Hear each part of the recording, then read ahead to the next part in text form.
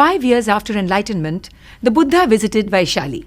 At this time, Vaishali was a large and bustling city and the capital of the Licchavi kingdom.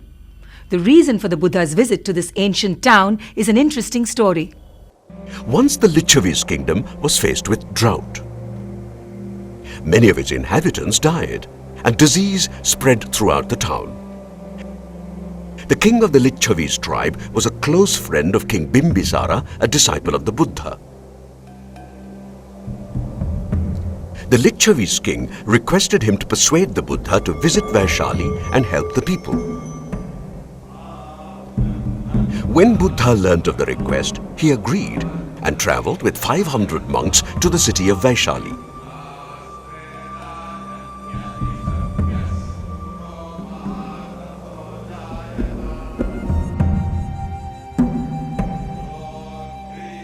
It is said that as soon as the Buddha laid his foot on the Licchavi's kingdom, rain and thunder showers lashed the land. The drought was over. Buddha then taught Ananda the Ratna Sutta and instructed him to recite the sutta inside the walls of the city of Vaishali. This rid the people of all disease and brought relief to the land. The Licchavis were very grateful, and many of them converted into the Buddhist faith. The site at Vaishali is silent and majestic.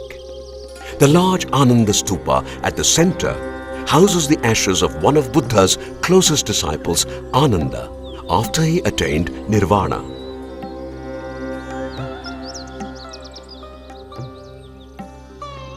This Ashoka pillar stands tall and is the only standing Ashoka pillar today.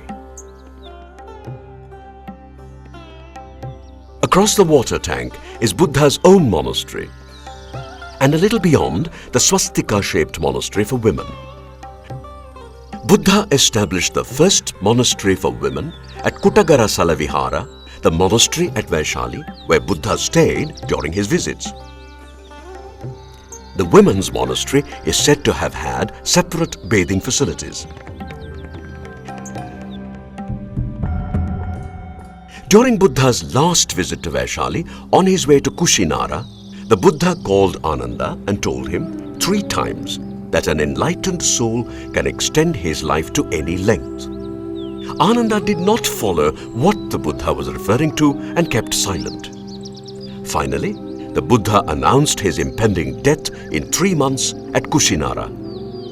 Ananda suddenly realized his folly and begged the master to reconsider his decision.